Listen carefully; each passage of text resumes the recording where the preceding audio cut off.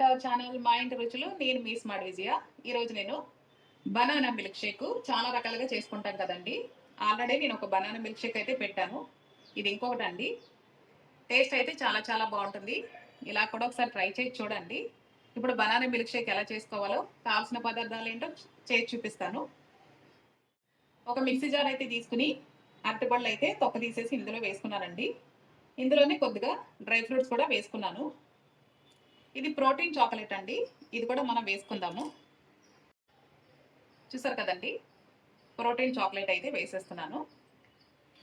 అలాగే ఇది peanut butter అండి. బటర్ కూడా వేసేసుకుందాము. కొద్దిగా తేనె, ఎలాంటి షుగర్ లేకుండా. తేనె వేసుకున్న తర్వాత కాచి చల్లార్చిన పాలండి. పాలు కూడా వేసేసుకుందాము.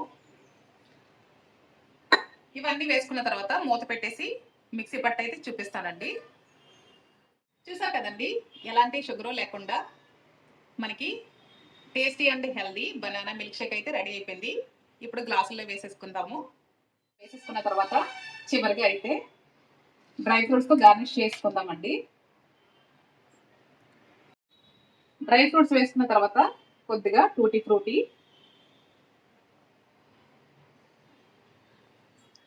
అలాగే ప్రోటీన్ చాక్లెట్ అండి. అంతేనండి, ఎంతో టేస్టీగా ఉండే బనానా మిల్క్ షేక్ అయితే రెడీ అయిపోయింది. ఈ రెసిపీ మీకు కూడా నచ్చినట్లయితే తప్పకుండా ట్రై చేయండి.